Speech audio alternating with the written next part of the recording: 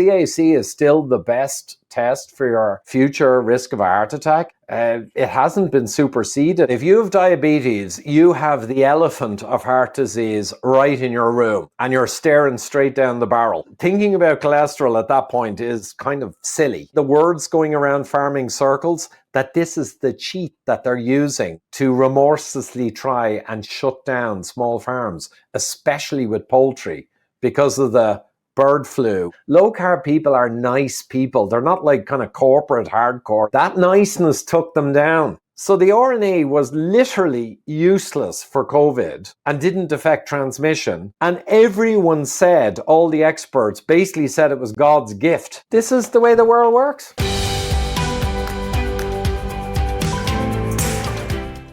Hey folks, it's Dr. ShawnBaker here. Hey, if you or someone you love is suffering from chronic disease and you're tired of just managing symptoms with potions, pills, and procedures, I want you to check out Revero.com. Our team of dedicated professionals is committed to tackling the root cause of your issue and finally getting you healthy. Hurry up, though. Our spaces are filling up very quickly. Well, let's just get going here. So I think most people follow me, know you, and obviously we've known each other for years now. We've both been fighting more or less the same battles. You've been focused on a number of things. I mean, you started out with the LDL, cholesterol, CAC stuff. Obviously, during COVID, you were critical of some of the nonsense that went on during that time, which is, still resonating today, sadly. I think, what is the latest thing? Well, tell me, what have you been up to the last, what's new with Ivor Cummins these days? Tell me about that. All right, so we're recording. We're going. We're going, man. Well, excellent. I love that. Well, my latest thing, and I've spent quite a few months preparing. I intended to do it for years. I was always into psychology, and in my people management role, my leadership role in corporate, and then through all the cholesterol and fat stuff, obviously trying to help people, and then the whole viral nonsense. That got pretty hot. A lot of psychology in that, obviously. Professor Desmet, mass formation and nudging. And, I was into psychology for a long time. So my wife said to me years ago, why don't you start helping people with managing their mind and psychology? You're into that stuff. Like, yeah. So I finally did it. I spent the last couple of months reading up books just to be a purist, to actually go through the academia, even though I knew it all myself, largely. And I did a 40-hour course in cognitive behavioral science and put together a lot of material. So ivorcumminsworkshops.com, I'm now doing live mini workshops, consolidating, probably 40, 50 hours down into 2.5, 3 hours with worked examples to help people with mind management, mental strength, resilience. I have another one out starting next week that's pretty much booked pretty well now on critical thinking and all problem-solving critical thinking. And I'm going to include a big chunk on psychology because a lot of people ask me, how do you deal with a spouse or someone who's been hypnotized and you're struggling over whether to inject the children with the jungle juice? And a lot of people ask me about that abroad and in Ireland. So I said, right, I'm going to incorporate that into the critical thinking masterclass, how to manage conversations with people who are in that state, especially people you love, you don't want to fall out. And I have one on weight loss coming up a couple of weeks after that. And I'm going to add in one on chronic disease avoidance and heart disease. So that's my new thing. I'm going to do mini workshops with this big 75-inch touchscreen here. So it's proper professional tuition and keep the price low and just help people in that way. Well, very good. Good power, more power to you. I think a lot of people, we have seen how traditional healthcare, whether it be, conventional internal medicine or psychiatry has let people down in big ways. And I think a lot of people are looking for alternatives besides the pill for every ill, which is a lot of what we've got. And I like the fact you got a stake there. Hopefully you're feeding these people properly as well. Let me ask you, just going back to some of your previous stuff, obviously you were early to the scene on, at least popularizing CAC tests. You challenged the diet heart model, the diet heart lipid model, I guess. Has your thinking on that changed significantly at all over the years, or is it pretty much what you thought it was 5 years ago? Have you seen any more proof that what you were talking about is true? I remember we had discussions about reversal of CAC and you were like, well, maybe sort of somewhat skeptical, maybe it would be there. Have you seen any definitive evidence of either or? No, not really. So the good news is nothing notable has changed. So as I spent 4 or 5 years on totalitarianism and the other nonsense, I kept a check-in. So there's some stuff came out, infrared may be very beneficial, and there's some other things I'd like to study in more detail. But generally, everything we said in Eat Rich, Live Long, 2017, 18, myself and Dr. Gerber, recently I was interviewed about it and I went through the book quickly, and no, it's all still up to date, which is great. Is there anything really new? No, interestingly, not really. I mean, there's new modalities and, hydrobaric oxygen chambers, HBOT. There's new stuff that may be very beneficial. And certainly I've started resistance training. I met a guy in Buenos Aires. I was in El Salvador, Buenos Aires, Istanbul, and Dubai, and Zurich with the Maverick Society. I'll give you the link later. So people who are trying to push back against the madness. And I met a guy in Buenos Aires who's a specialist in resistance training.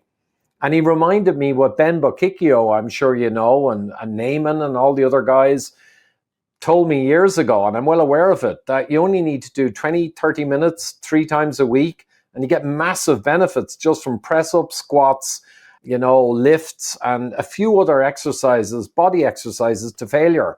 So I think that's something I'm going to start promoting more, doing it myself, something I should have been doing for years. But all in all, there isn't much new. I mean, CAC is still the best test for your future risk of a heart attack. It hasn't been superseded. I mean, you have the Clearly system now where they use AI on a CT angiogram, and it beautifully shows up the fatty plaque and then the calcified plaque. And it's a useful tool for like cardiologists and patients to visualize what's happening in their arteries. But to be quite honest, the old-fashioned CAC is still the starting point. Yeah, I mean, I guess you'd be hard pressed to say that a CT angiography wouldn't give you more information. But again, it comes at a higher cost. It comes at some risk, right? I mean, you're injecting contrast material into your body, so. I don't know. I mean, obviously, there's probably not as much data around those tests versus. Correct. Well, I don't know if you're still hot into this stuff, but is that fair to say that CAC probably has more data behind it? Would that be fair to say? Well, just in terms of sheer time, yeah, CAC is home dry, but the CT angiography, look, there's a bit of dye, there's a bit more radiation. Personally, from what I've seen, I wouldn't really worry about either of those.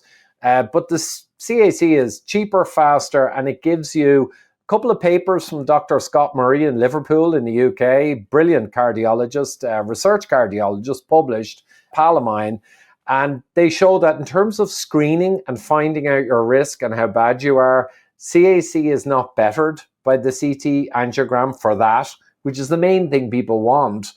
But if you're going to visualize and maybe get involved and do treatments, it offers more. You're absolutely right. It offers more. I just don't think it's a lot more for the person who needs to find out now, what's my extent of disease? What's my risk? And do I need to get off my ass and really do something fast to stop or slow the progression? And to your earlier question, Shawn, yeah, we did a movie where a guy had regression. Dr. Arthur Agatston, a good pal of mine, believes that you don't really regress in calcium. And he's got a point, because the calcium is put there by our body to stabilize plaque.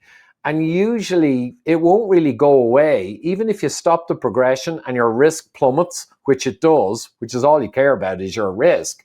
So you stop the progression of calcium, and you can also use other modalities like, the CIMT, but you stop the progression, your bloods get better, your risk plummets, but the calcium on average tends to just stay there. So we've got intriguing data over the years where it apparently leached back into the system after the problem was resolved.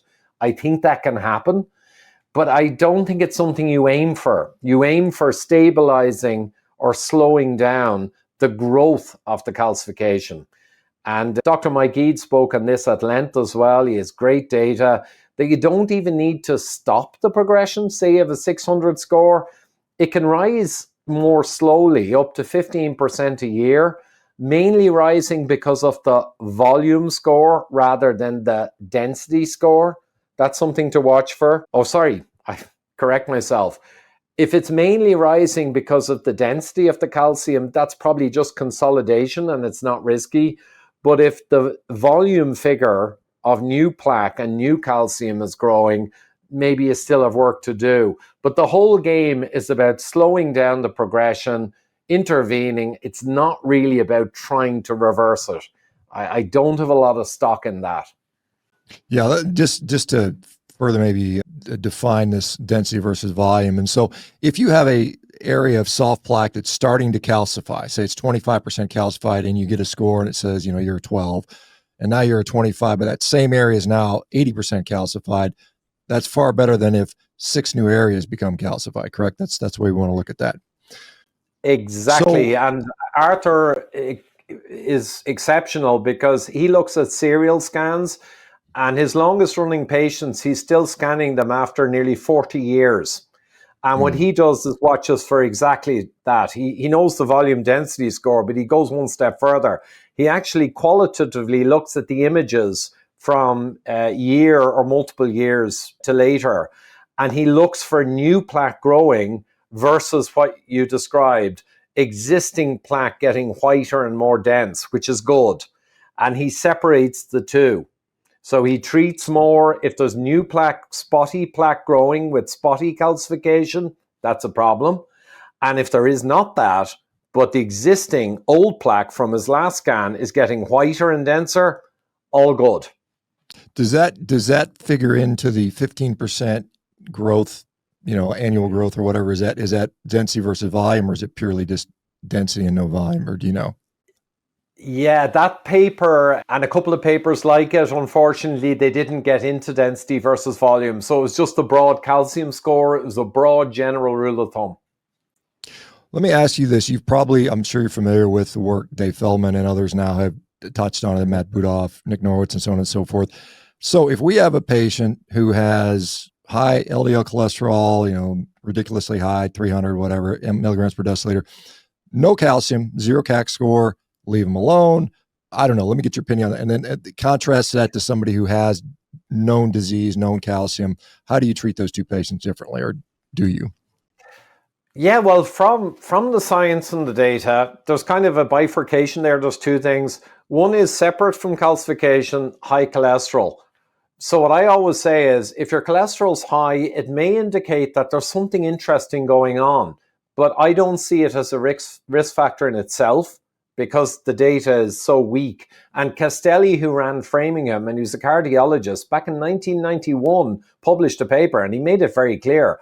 Unless your LDL cholesterol, now LDL alone, not total, is over 7.8 millimole. Now that's around 8, that's over 300. It has no predictive power, essentially, for a future heart attack. So even up to 300 and some change, it has no predictive power. And we have so many people who are much higher than that with surprisingly clean arteries. We know broadly you cannot use it as a predictor. So what I say is, well, if you're high cholesterol, it indicates you should look more closely because there may be an issue. So you look at your leptin adiponectin, you look at your 2-hour insulin after, a 75-gram glucose drink, you look at all the really important blood measures and your clotting factor measures. And you basically just look further at the measures that really may tell you if there is something to be addressed. So you do due diligence. Now that's just for a high cholesterol. You check the other better measures. In terms of calcification, a 0 score is not a guarantee, but if you're in your 50s and you have a 0 score, it means you're remarkably low atherosclerosis. Doesn't mean you're guaranteed not to have a heart attack. You could have a genetic weakness and a bifurcation of an artery, like has been told to me by Dr. Scott Murray. Guy who had a heart attack during exercise and his calcium was 0, and he just had one big plaque in one weak area. And this is hilarious, Shawn. They knew he had that identical twin in Germany. And they thought, wow, I wonder would he agree to come over and get a full angiogram? And he did. And they found a big plaque at the same bifurcation. So, I mean, you can have these cases of localized weak areas, still nothing to do with cholesterol, but a calcium zero isn't a guarantee. But if you have a calcium zero with the high cholesterol, it's the same thing. You look at the other really good blood measures to look for a problem, and you're even more reassured. You're even more reassured. So it's even better. But I think that's kind of broadly the way I'd look at it. Let's just another scenario. You're diabetic, you have high cholesterol. In that situation, does lowering your cholesterol independently make a big difference, or are you better served just fixing your diabetes and thoughts on that? Again, to go in line with what I said, if you have diabetes, you have the elephant of heart disease right in your room and you're staring straight down the barrel. So yes, thinking about cholesterol at that point is kind of silly. It's just silly because you've got the primary cause of heart disease, hyperinsulinemia, insulin resistance, and you know you've got Pareto principle, that like the big hitter causing heart disease, and you've got it. So the first thing you do is you deal with that. Now, probably what will happen is your cholesterol ratios, of course, your trig to HDL, your total to HDL, all the good cholesterol measures, and your ApoB to ApoA1, the advanced lipoproteins, and your small dense LDL. So all the good cholesterol measures that are worthwhile and valuable, they'll all get better. But talking about the LDL-C, the old-fashioned LDL, that's so noisy. To be quite honest, I'm just not sure what you do with it because it's such a noisy measure and you've got all the real deal right in front of you. Fair enough. So Ireland, last I heard recently, they're going to kill all the cows or slaughter hundreds of thousands of cows to save the world from cow farts boiling in the ocean. Is that still on the agenda there, or are things?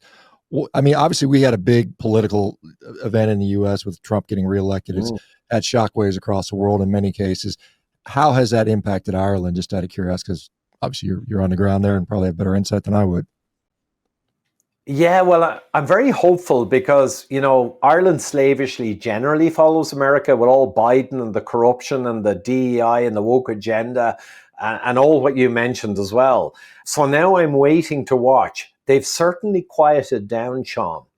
So recently, like yesterday, there was a big storm. And very few media outlets, like a few weeks ago even, all the media would have been screaming about climate change.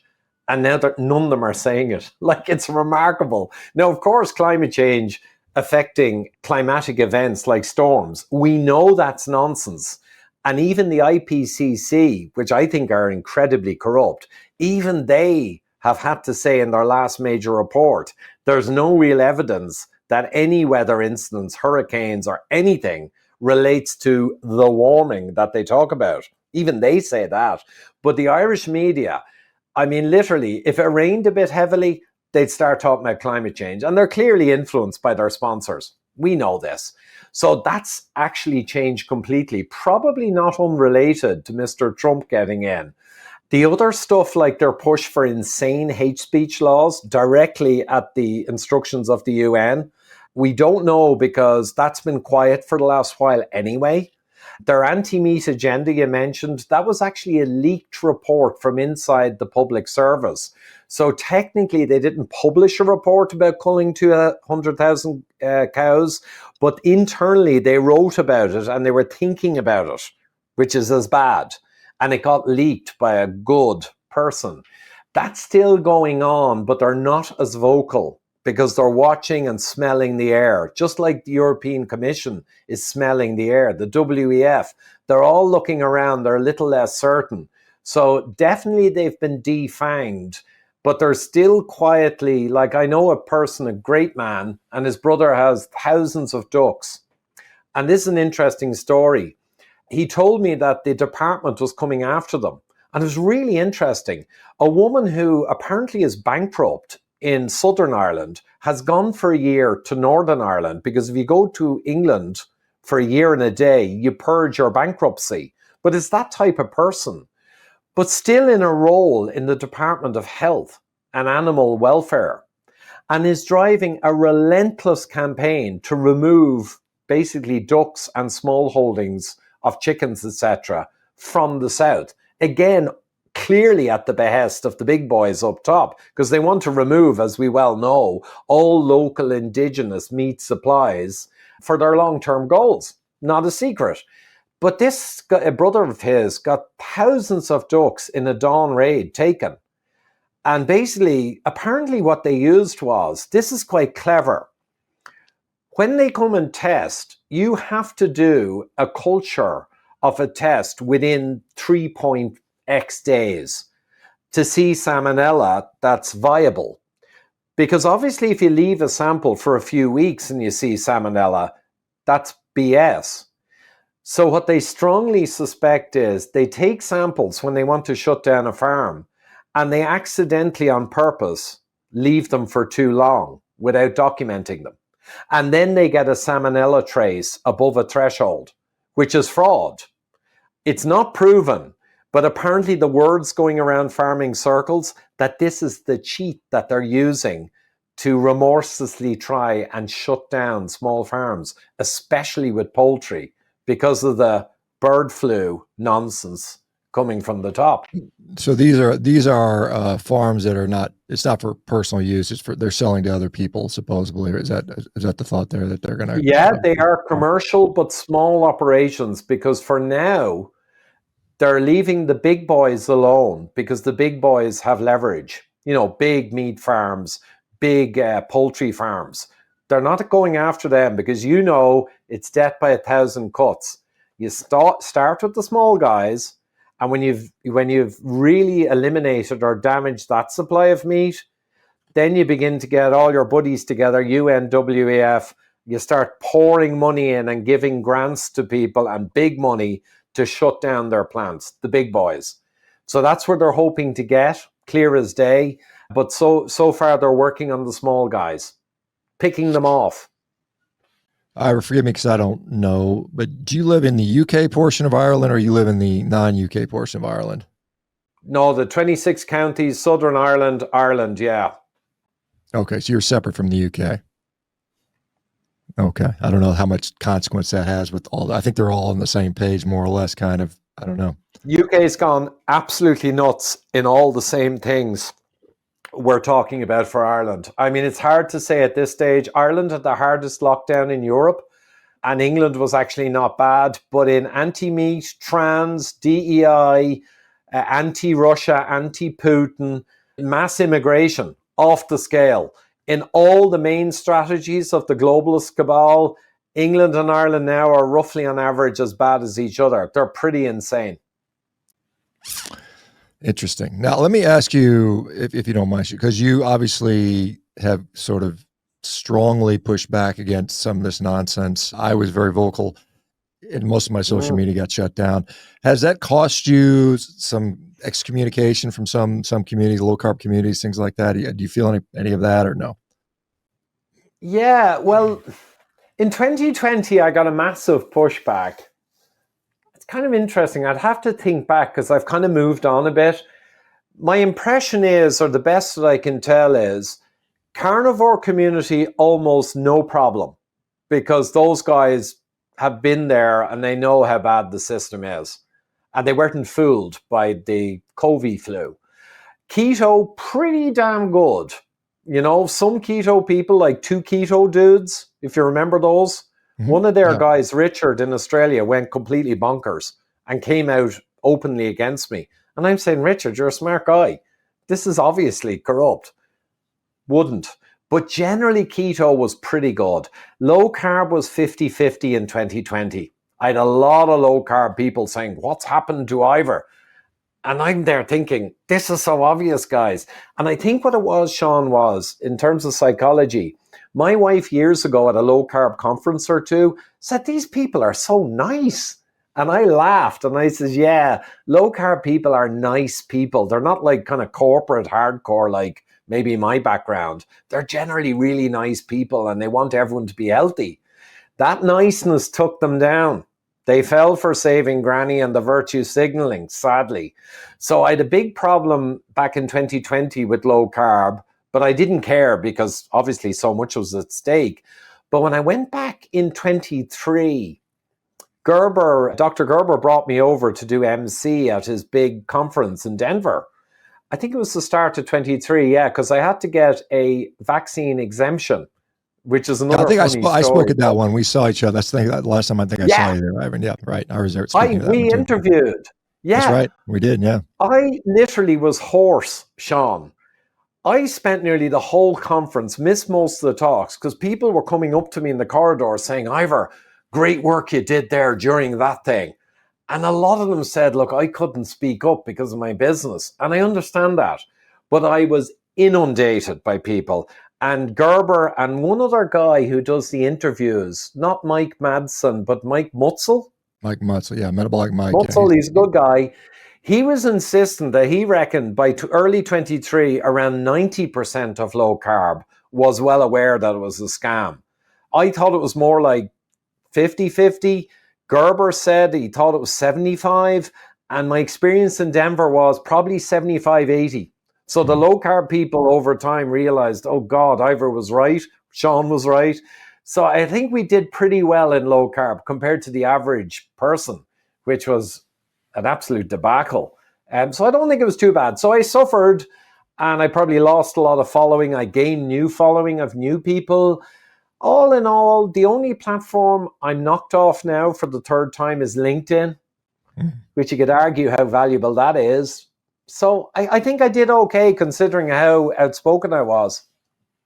Yeah. So I guess some of the new things coming out, I just saw, with the new push for AI, I saw Larry Ellison talking about curing cancer with AI diagnosis followed by mRNA vaccination to target, I guess, to augment your immune system for that specific cell. And when I think of that, I'm like, well, if we've got these cells that are episodically in us anyway all the time, how many of them damn injections are you going to need? It's kind of like, what are your thoughts on that? Are we going to solve cancer with mRNA vaccines, you think?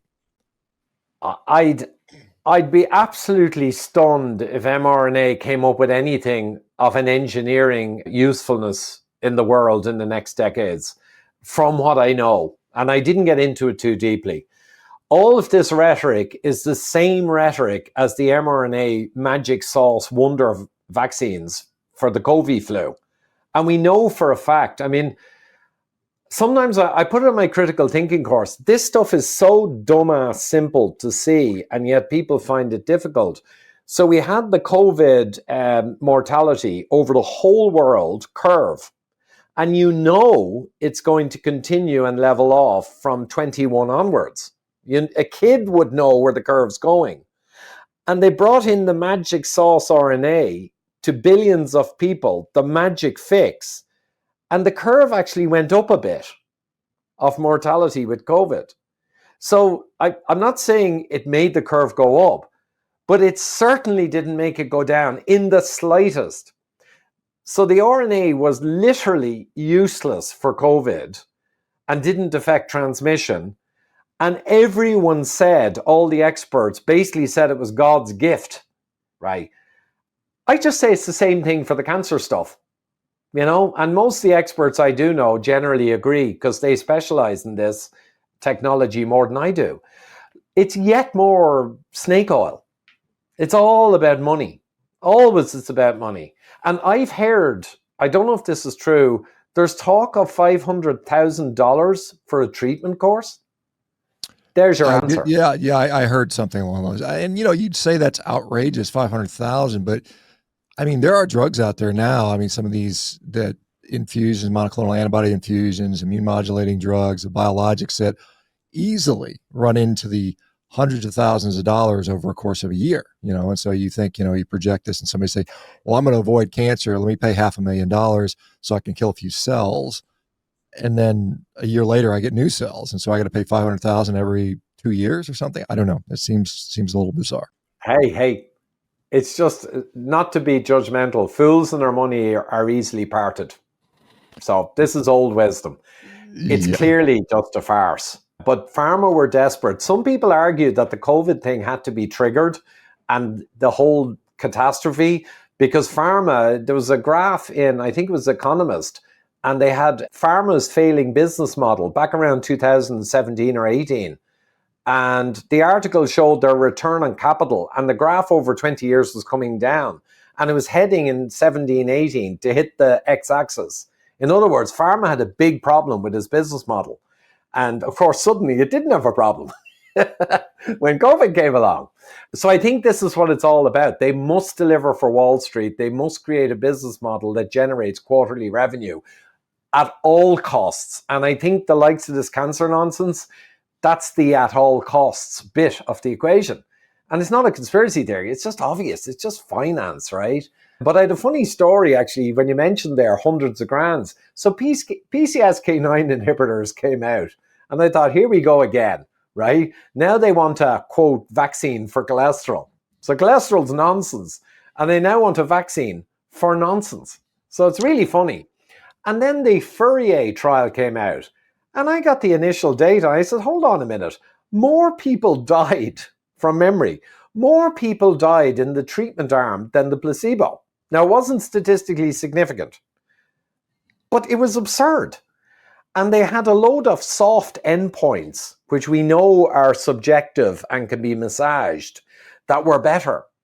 But the thing was a farce because more people died in the treatment arm. So the whole thing was a waste of time, in my mind, or anyone rational. But I remember Peter Attia came out a couple of months later and literally gushed about that trial. And he literally said, and he was an engineer originally, there's no way he can not know what I know or you know. And he gushed about Fourier, and he gushed about the PCSK9s being incredible, like game changer. And I'm thinking, they're a chocolate radiator, they're a chocolate teapot, they're a joke. But this is the way the world works. Robert F. Kennedy may be appointed Secretary of HHS.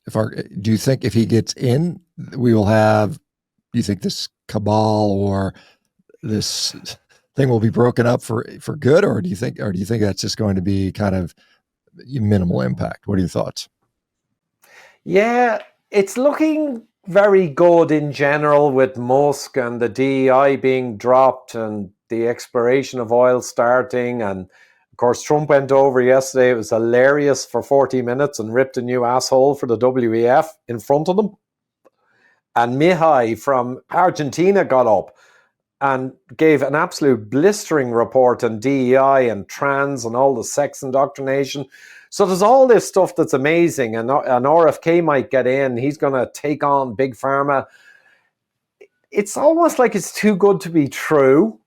Like, I'm delighted because if the other haggard cackler got in and the deep state had another 4 years, it's arguable we'd never recover. So I was delighted they got in, this bunch. I'm slightly concerned. Some people are saying that they're attacking the things that are populist, but really the system won't really change. And, you know, ID cards and the whole globalist thing will still move on quietly. CBDCs maybe. I think it's too early to say. I'd say watch and wait. But I think a lot of things are going to get dealt with that were serious problems. The only question is long term, to your question, long term, will we really have cut the heads off the snakes?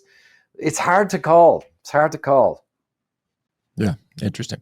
Well, Ivor, I know you're in the middle of your brother's birthday or something along those lines. You have to go, so I'm going to let you say here. Anything else you want to share before you go?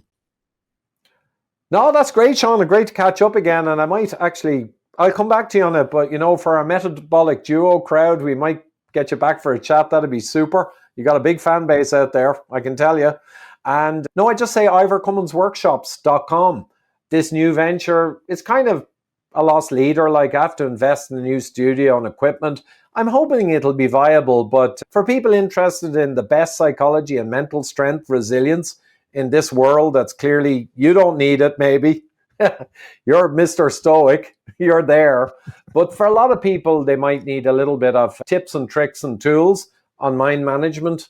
And again, critical thinking, dealing with family and relations where there's been lots of issues over the last few years, and so on. They might want to go look at the website and see, do they want to come along and join the crew. All right, Ivor, thanks. Always a pleasure chatting with you. You have a great rest of your evening. Take care, man. Good man, Shawn.